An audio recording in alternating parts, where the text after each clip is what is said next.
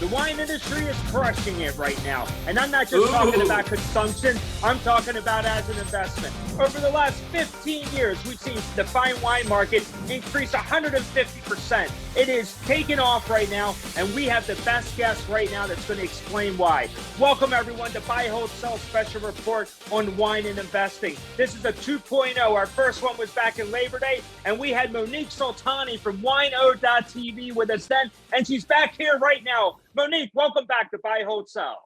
Monique, I feel like I should be like doing a round of applause and jumping up.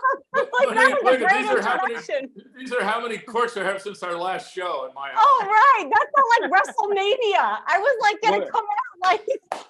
There you go. Well, I got to tell you, the last time you were here, it was a huge hit for our audience. They loved it. We got all kinds of feedback about it. They loved everything about it. And really, you were just kicking into wino.tv. Then I see the success of it. Now it is really taken off. Tell the audience right now, what are you up to with wino.tv? Yeah, absolutely. I'm just wrapping up my last season. We shot all last year at wine regions around the world and here on the Pacific, here on the West Coast. So it's been incredible. I've been locked in an edit bay, Todd, for 5 months. So I'm just like dying to get out and get your energy, putting this incredible show together, which I'm so unbelievably proud of. I feel like I'm doing the best work of my career. We're traveling to wine regions around the world, and we're getting to the heart of every region. What we're doing is we're bringing people together by breaking bread, opening up a bottle, and connecting through culture. So it's been such a great honor for me to bring my show back to life and to have the reception that I've had. It's been absolutely fantastic. And I'm just so grateful to be here. And you can watch new episodes right now on wino.tv. They're ready to go. We just launched Walla Walla this week. And if you're not familiar, cool. Walla Walla is this really great, really teeny tiny wine region with such a big heart. And we went there, we met the winemakers, we walked the rocks, we went to an incredible farm. We ate at a restaurant that was I met a chef who was, struggling during the pandemic, thought he was going to lose it all, and really just crawled his way back up. So it really is about the people behind the bottle that I love so much that keeps me going. So I'm thrilled to talk about my show anytime you want to let me. Well, that's great. That's great. I got to tell you, I follow you on all of the socials, and I see you constantly in the press right now. You're really getting a lot of exposure. That's called stalking. I'll take what I can get. Todd's my only retweet, okay? If I get a retweet, I'm like, what's Todd been doing? Hey, Todd. I know what I feel you, T. There you go. So with all of that, let's talk about this as an investment, because the last time you were on the show on Labor Day, we were talking about some critical wineries that were out there that were doing really well, had some great vintages that were coming out. They had some new product that was coming out for 2023. Mm-hmm. And then I see all the numbers that are coming through. I mean, from a wine industry or investment perspective, this thing's taken off. I mean, you're almost a fool not to really consider this as a viable alternative to stocks right now. But are there any in your travels that you're seeing that are just something that investors might really want to consider? Todd, you can't drink stocks, okay? So let's just. Well, look, what I was going to say was, talk about the S&P 500 last year, right? Overall, it was down around 20%. If you look at the fine wine, it was up around 20%, right? So wine is obviously an investment. You can touch it, you can feel it, you can drink it, you can love it.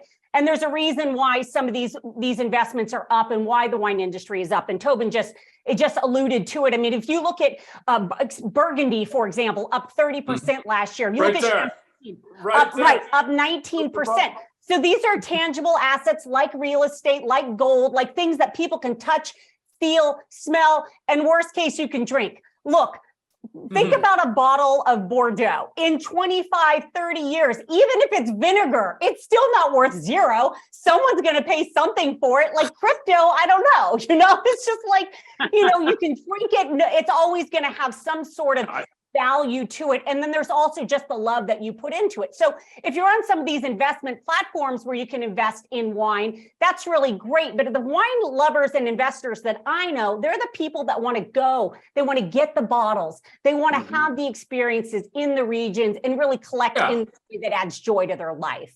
Yeah, Todd, I say I'm pointing over here to the Côte de Beaune, one of my favorite areas in the world. here's what's also the dynamic is happening. First off, you had a crappy stock market last year. That's a very technical term. And stock market. And people sort of say, well, Jesus, I'm not doing anything there. Let's look at my wine collection. Let's look at my whiskey collection. I mean, whiskey's on the same path. There was only so much made of Lafroig 1989. That's it.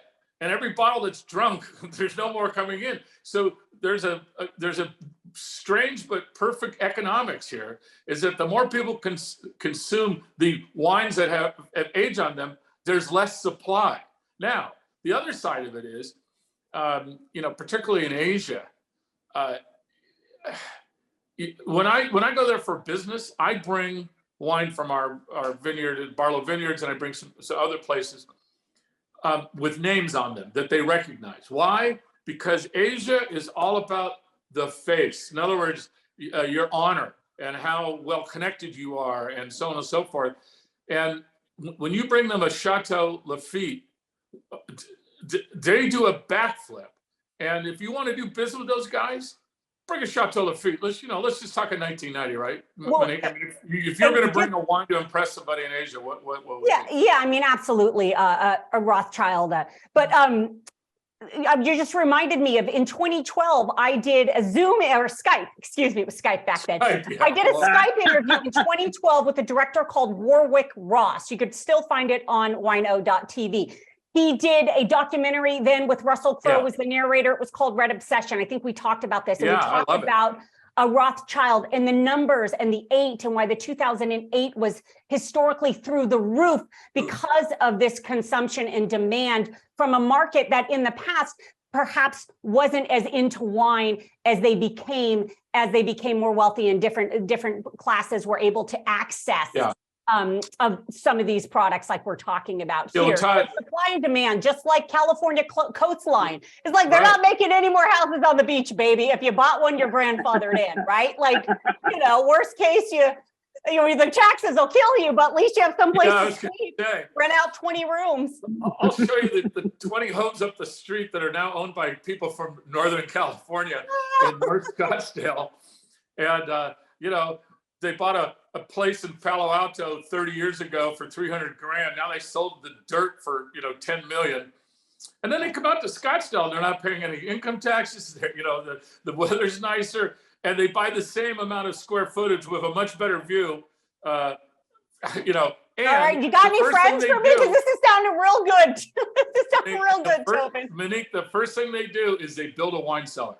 I'm sure. What do they fill it with? Yeah. I was just up at professional golfer John Rahm, is neighbor way up the street. You know how Beverly Hills, you have lower Beverly Hills and then you have Bel Air? We're down. I don't hang out in Beverly Hills, so why don't you tell us a little more? Ghetto. We live in the ghetto of North Scottsdale. And if you just drive up about a half mile, you're in the Bel Air of North Scottsdale, right? But everyone is in a wine thing. A lot of people are now, the good wine stores are now creating these big wine lockers. That's where I keep my aging stuff, because I'm going to show you my wine locker. It's my 48 favorite best bottles of wine that I like that are everyday wines. But if I have the entire thing here, it calls to me at night, Toby, I'm 98 Latour. Please drink me. I'm tired. And when it calls you, you call me, and I'll be on my way over there. I don't care. I'll drive. It's 6 hours from here. I can't even put brown liquor in my house, because at 10:01, it's the same thing. Don't chatter like me anymore. What? Todd, do you think Todd has a little bit of a problem? I know, right? I know. Another. So anyway, the point I'm trying to make here is that it's the only asset that you can't make any more of, and every time somebody consumes it, the real good stuff goes up in value. It's there's nothing like it. I mean, gold. Shit, you can always find another gold mine. Well, you can't find another 98 Latour, You can't find it. Same thing in whiskey, the same thing. And then as emerging markets get going, if you want to set up a restaurant in Asia and you don't have a big league set of wine and you want to charge premium prices, you're out of business, right? Because again, because of pride, because of face, when you bring your customer to that restaurant in Asia, but particularly China and Thailand and some other areas, if you don't have a big league wine at dinner, hey, nice knowing you. You know, I can do business with anybody. I mean, it's part of the ritual, and they are very, very about ritual. And they are in stocks. We talk about the marginal buyer. The marginal buyer sets the price for a traded security, and that marginal buyer is the person who does not care about price. They want to buy that stock. They don't care about the value. They're price insensitive, and they're the ones who set the value of the stock. Well, it's the same way in the wine business, in the fine wine business. If somebody is, like half of the clients I used to call in China, you didn't know whether exactly, where they were getting the profits, nor did you want to ask, shall we say. But if you have a whole bunch of cash you need to spend, they go to the wine thing. I mean, they go to wine and they go to whiskey. And so I think there are some partnerships now, right, Monique? There are.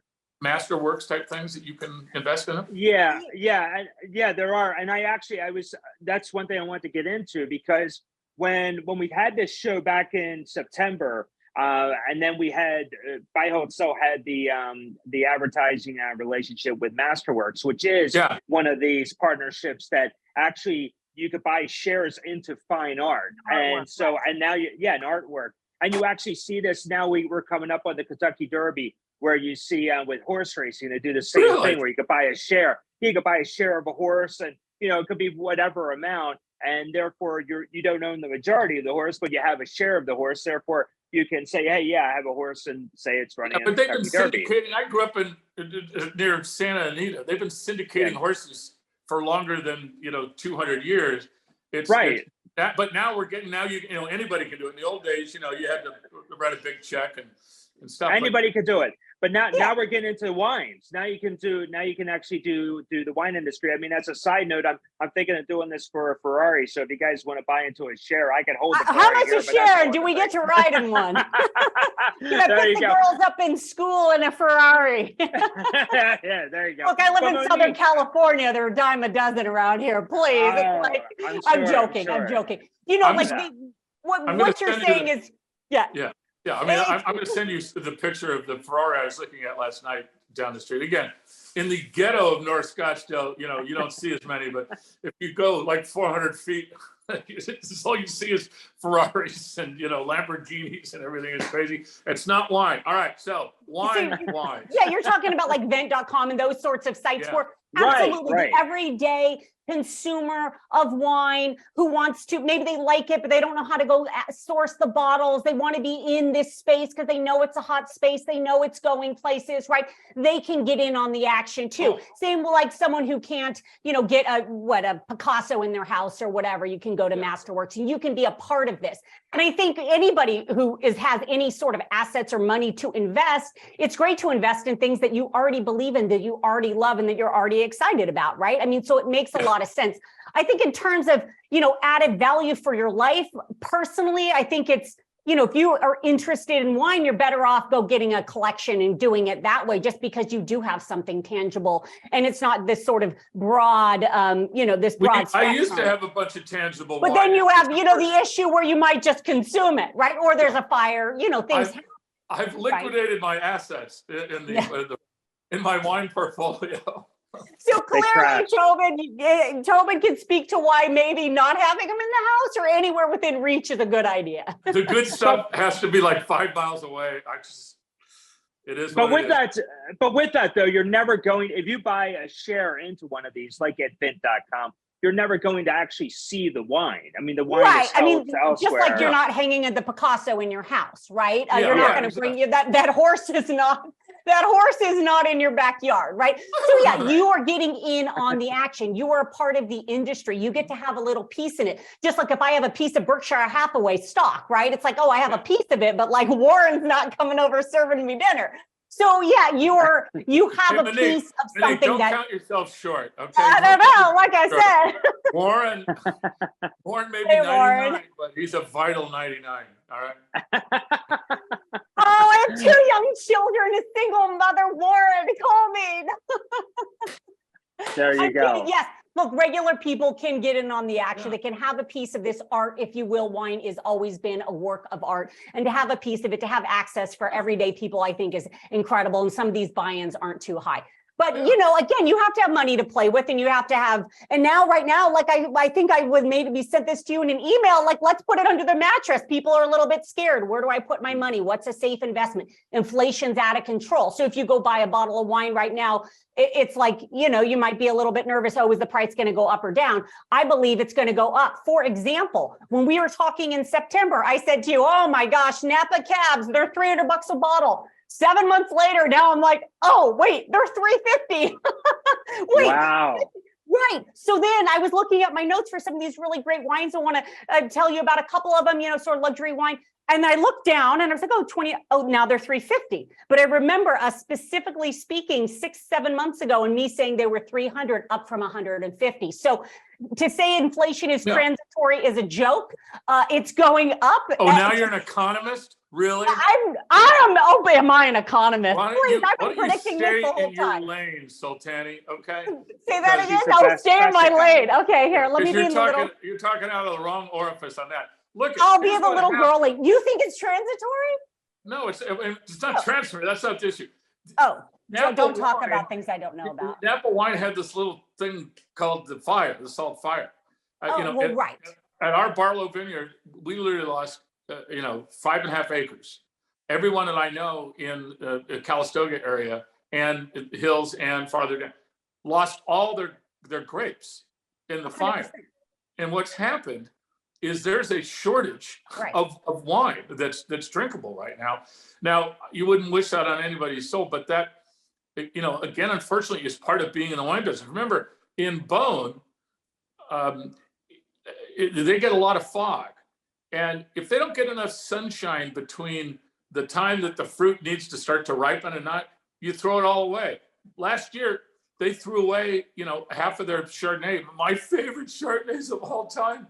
So weather is part of this thing. The cool thing about buying the bottle is it's already been done. You don't have any weather risk. You don't 100%, Tobin. I was never making light of that. What I'm saying is, first of all, I started covering weather and wine for the Weather Channel back in 2014. That's right. So I very much know that weather and wine are deeply rooted. They're deeply connected. And this is life events, tragedies, fires happen, earthquakes happen, bad harvests happen, things happen, and is an integral, vital part of people's lives.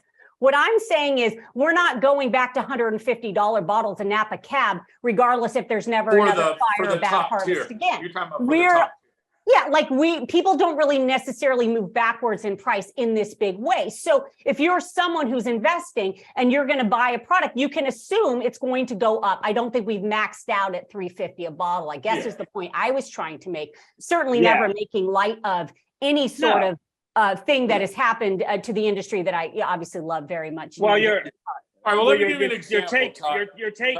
Well, first of all, your take is brilliant, and I completely understand it. And you are right. This is something you are an expert on when it comes to that weather side of it too. But I do believe that you are right, because the inflation argument can be made. I'm sure there's added labor costs as well when you're developing these wines, and that help increase the cost of those bottles. So going from 300 to 350 in a few months, I mean, it's a 16% increase in 8 months? That's incredible. I mean, that's a good return. Let me show you another thing about wine. It's one thing, when I worked at the Aspen Grog Shop back in the 19th century, and the Texas boys were doing well on oil. It's not oil, it's just one single, it's oil. And they'd fly up and they had one, Learjet for the family and one Learjet to bring the wine home, because there was no refrigerated wine place in Texas. And by the way, if you are going to invest in wine, you have to have a place to refrigerate it, okay? And you needed to buy it from a place that was, and they need to be able to show you that it's been refrigerated. Anyway, so they'd come in, Billy Bob, Jimmy Bob, Tommy Bob, and I had already opened up the 8 most expensive bottles of wine. We were the only, Latour, the only Chateau Cheval, in the Western United States at that time. This is the late 70s. Mm-hmm. And OMG, it was fantastic. But they would all come in and say, hey, Billy Bob, what do you like in wine? He says, I like a wine that's smooth. And I said, okay, I've just opened up one for you. It's this one you may have heard of. He tasted, man, I love that. But that tastes just like Silver Oak. Well, guess what, Billy Bob? That is Silver Oak, you moron. I would give them the Chateau Saint Cheval. This is really like one of the world's greatest wines, and I'd be like, yeah. And I say, you know why you don't like it? Because it's not old enough, Billy Bob. That's why you buy this stuff and you put it away. That Silver Oak that I bought was at 1973, and it's been in like 79. Older than me. Yeah. So, but again, I'm telling you now, the other way to make money in investing in wine is find somebody like Di Costanzo, which is a very small boutique, 2,000 cases, Monique. Yeah. Made by the 250, yeah. Yeah, or 250. Right. No, they were 250. If they're up to 2,000 now, kudos to them. Yeah, you were just there. Yeah, I was just there. This is the other thing in the wine thing is there's a lot of fakery, by the way, and particularly a few rich people, I will leave their names out, would get sold. They would get sold wine that was imposters. And it's been done all the time, and particularly the labels. Well, there's only one of these. You can't fake Di Costanzo, number one. Number two, everybody talks about who the winemaker is, right? Well, Monique, tell them what was that winery that the winemaker for here worked at? Massimo Di Costanzo used to be the day-to-day winemaker at Screaming Eagle, and he's trained at UC Davis, a huge pedigree. It's so funny you should bring their legacy label. Their beautiful Napa Cab. I brought their new Pinot that they have. That they have now. They just launched the ordered Pinot. that. Did you get it? Oh, okay, fun. So Costas, their Pinot that they just went out with. Example, Todd, of finding an up and coming wine. The most money I've ever made in wine was not buying a Chateau Latour or something. It was from an up and coming winery. I bought a Ridge years ago, like in the early '80s. They had just started, and they were up in Santa Cruz Mountain. I mean, who the hell would do wine from up there, right? Turns out to be huge. So these are the type of guys. I mean, I just happen to love them. They're great people. We just had a bottle of this. Like I have some big clients coming out next week, and this is going to be the featured wine at our Ossobuco dinner. And Toby, can you put the bottle into the screen? The viewers won't be able to see it. Oh, how do I do that? Oh, I go He's this got way. It right there. Yeah. Now you had it. Yeah, you could just move the bottle. You don't have to move the camera. Oh, okay. Like this. Let me show you. There you go. Yeah, see, I can see hers. It just for me, all I see is it backwards. So I'm looking. I'll show you mine if you show me yours, Tobin. All right, that's another show. That's another show. I can't. I have so many cheap cliches when I'm with you guys. I know. You guys that bring is out so the good. best in me. That's awesome. That's awesome. Well, I'll tell you what. Let's end this block on that note. And when we come back, I really want to talk to you, Monique. You've been traveling everywhere with wino.tv. I really like to get into some of the conversation and what you've been experiencing over the last few months since you were on the show. Todd, should I go now and just leave you two alone? Because this is obviously we need our privacy, Tobin. You obviously what you've been planning anyway. So why don't you just come clean? So you have to stay, Toby. You stay. Okay. You could be the chaperone. You are the anchor. So. You're the anchor. You're the glue. You're the comedy. Plus, you have all the props. And Toby's going to give us a view of his wine cellar. He's going to tell. No, this is not my wine cellar. What are you going to show us? This is my day-to-day wine fridge. To show you day-to-day. Let's tease it. We'll tease it. We'll tease it. We'll tease it for everybody. So if you are listening on the podcast, you definitely will want to watch the video. But please stay with us. We got Monique Soltani from wino.tv on Buy, Hold, Sell Special Report on Wine and Investing. We'll be right back after the break. Hi everyone, I'm Veronica Dudo, and welcome to Buy, Hold, Sell. If you have the Russians that are going into Ukraine, the Americans and the Germans and everyone else in Europe is going to say, hell no. If Russia doing things, logically was their MO, I'd agree with you. Yeah, Todd, why don't you get him on a phone call right now? Hello. Financial News TV, just the way you like it. Fast-paced, unadulterated. In your face, rock and roll style. Join us next time on Buy, Hold, Sell Live. Oh, yeah, I'm going to remember all that. I can't even remember. Oh, God. Yeah, well, that doesn't. I want you to, oh, my God. Fast pace, no. Oh, sorry. Take one. Fast pace, no holds barred, in your face rock and roll style. Woohoo! Good sign. Let's kick some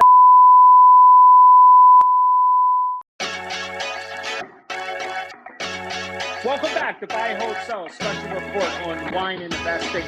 We have a very special guest and a dear friend of ours, Monique Soltani from wino.tv. And Monique, this is her second time on the show. The first time we did this, it was the audience loved it. We talked all about wine, we talked about investing, and we talked about her travels. And right now, Monique, since the last time you were on the show, which was Labor Day, you've been all over the place. I've been seeing you, you post these videos of these travels that you have on wino.tv. Yeah. Any particular ones that are your favorites? I know you're probably discovering all kinds of wines out there. Tell the audience. You know, I get that question a lot, and I always think like the last, my favorite is usually the last person I interviewed, because that's the last person I fell in love with. I fall in love with every single person when I hear their story. So yeah, there's been so many great experiences, but I'd love to tell a story. It's kind of like my season finale, which was in Lodi. And the thing about Lodi, California, which you might not know, they have the largest concentration of old vines in anywhere in North America. Yeah. They actually have the oldest vine in the world right there in Lodi. But what I love about Lodi is the people. When I was there, I interviewed a man named Gerardo. He is from Anaya Vineyards. This is the Nebbiolo that he put in the bottle. What I love about Gerardo is his grandfather. Hold it a little closer to the camera, would you, so we can see? Yes, sir. Well, I have all these lights, so I don't know if you could see it very well, but I can get you, Anaya. You'll see them on my show when we release this episode coming up in a couple weeks. His grandfather came to this country as a part of the Bracero program and in the 40s. And now his grandson is putting grape to glass. And these are the kinds of stories that you'll find when you watch my show that I look out for. And then the wine stands up. This is a beautiful bottle of Nebbiolo. It'll be great with grilling. This summer you're doing a barbecue, or the spring, whatever you're doing, this is a beautiful bottle. It's going to hold big with some of these really great meats. And then the other thing I'm going to do this season, a new episode, I'm going to do a story on diverse Napa. And what does that mean? Napa gets a rap about maybe not having the diversity that maybe some people might think that they don't have, but they do have. And I want to do a whole series. Well, they do, yeah. But there might be a perception that there isn't. So I have this idea to do a show about diverse Napa, and I'm going to highlight some people that you might not know. And in doing this, I came up with and discovered a brand new producer that I didn't know. They're doing their inaugural vintage, and this is a rosé. And I brought this specifically for Tobin. This is Simon Family Estate, and this is their Tigress. Nice.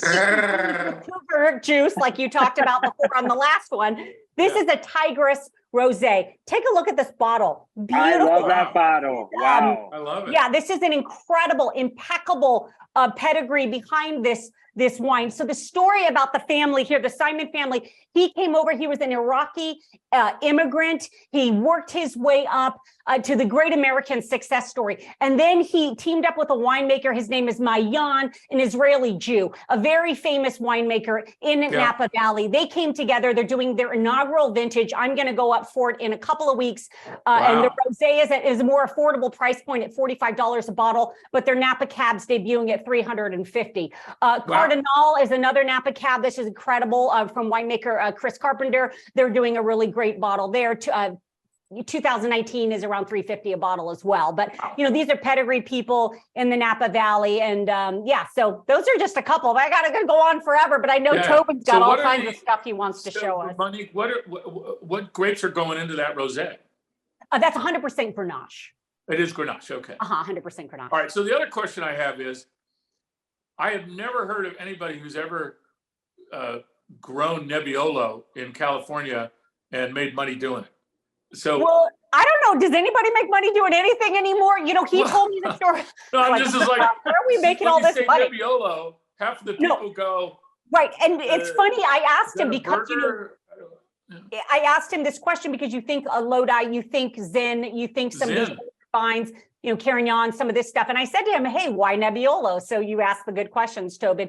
And he told me that when he was in Baja, he was doing a lot of research over in Mexico, and he was tasting the grapes there, and he really fell in love with Valle de Guadalupe. They're doing some really great Nebbiolos over there, and he wanted to try to bring that back. And so that's why he produced a Nebbiolo. Well, that's for another show, but people have no idea how much wine now is being made in Baja California. Well, that's another show I plan on doing too. I mean, there's so many. That's why it's so great. I mean, there's regions and stories like this all over the world. You don't need to be with the big Napas and Sonomas. I love them and I'll go there. But there's these smaller places with these incredible stories that are making wonderful wines as well that they deserve the spotlight.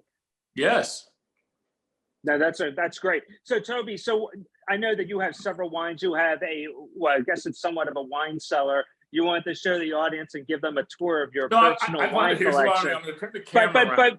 But real quick though, maybe start it and really tell the audience, because I know that when you lived outside of Washington, you had quite the wine collection, and unfortunately, I don't think you were able to transport it, right? Or you tried to sell it, or what? I don't know what the story was. Here it is. Number one, being a Scotsman, I could not personally vow myself to drink a wine that I bought for $300 that somebody will pay me $3,500 for. I'm just too cheap. And then I had some big Jeroboams and stuff, and people would buy them online, certified for $7,500, $8,500. Yeah. And again, I did one for a bunch of friends and we drank. It was fabulous, but to me, that's nonsensical. I love the whole idea though of taking that money and then putting it back into, So now you're rebuilding the collection, and there you are in Scottsdale, Arizona. You're the envy of everyone in Arizona right now. You have the best collection, and now you're going to share it with the audience. No, like I said, if you get out of the ghetto of North Scottsdale and you go up the street a little bit, those are some wine cellars. Okay, even your father-in-law's, I bet, up that way up the street from the ghetto, he's probably got a very nice one too. Let me turn this around here. I'm going to try to show you some ideas here. So now, are you giving us this tour, or is this Coleman the butler that's giving us the tour? No, this is Coleman the butler. Here's my point. This Brunello Montalcino is a 2013. I love this maker, Grappolo. You can buy this, and I'm going to get these guys to be a sponsor of this show at winetext.com. I love those guys. Okay. I bought this 2013 for $55 a bottle. I don't know, a couple years ago. It's now $250. No way. Monique, are you familiar with that? This Montepulciano, same thing. I love these Italian wines. Yeah, I'm going to Abruzzo in June. Yeah, and I'm very familiar with the wines. But what was your question? Yeah. I was a speaker at Brunello. I love going up into the town. It's this little podunk place surrounded by 20 or 50 feet of rock, so that the way that the people wouldn't attack them. Anyway, I like winetext.com a lot for that reason. Now, here's this Di Constanzo, by the way. I have a case of this sitting on. This is the same one. There's the same. I'm sorry. Now let me go value here. So Péjus is a longtime friend of us. They make a Cabernet Franc, F-R-A-N-C, that usually gets blended, but they were the first ones to do it as a varietal. Absolutely fantastic. This Noviello is a new winery up in Napa that's doing a blend that is like $40. You can't beat that stuff, man. Tobin, I'm getting seasick. You got to try it. Toby, have you been drinking while you're doing it? Maybe. Hang on. Pour the glass. Here you go. Well, here's my final one. I'll hold it here so you don't kill yourself. Oh, okay. Yep. Know them. Okay. Know die. So Clinker Brink for an everyday wine. And these are old vines. I thought the oldest vines, by the way, were in Georgia, Russia from like 200 BC. I may be wrong. Did you hear me say in North America, or were you not listening to that part? Just curious. It's just when I look at you, I can't hear anything. Oh, okay. Because the word North America flew out of my mouth. Yeah, okay. All right, so Old Vine Zinfandel for Klinkerbach. This is a 2019. You can buy it from a lot of places, Total Beverage, etc., for $18. Mm-hmm. And I have put this wine against much higher priced Zin because I like Zin. I think to me, Zin is what I have with Italian food or what I have a big steak or something. There's a little more flavor. Anyway, my point is that you don't have to spend a bunch of money here. I'll turn my camera around. What are those fortune Yeah, what do cookies? you have there? Can you open up some of those fortune cookies and read one? I'm dying to know. How does this end? You keep a collection of fortune cookies? You're in How does it end, Scottsdale. Tobin? Tell us, read the fortune. That's how we tip the home help around here. Ye shall be rewarded. That's what the fortune says, with bottles of wine. Or, whatever. All right, this is it, Monique. This is no Okay. setup. Oh boy, drum roll. Oh, It's weird. a Let buy, me hold, read it sell here. exclusive. Soon, someone new in your life will become a very good friend. Oh. Will they be how about bringing a bottle of Ridge with them? I don't know. let me open up the one more here. All right, one more right. for the audience. Very soon, Todd will realize he has no chance with Monique. I can't believe it. I can't believe that. That's amazing. Deeply Amazing. personal. Those are some fortunes you got there, Those Tobin. are They crazy are. for you. They I don't really know. are. Crazy valuable. That's nuts. Well, that's wonderful. Incredible.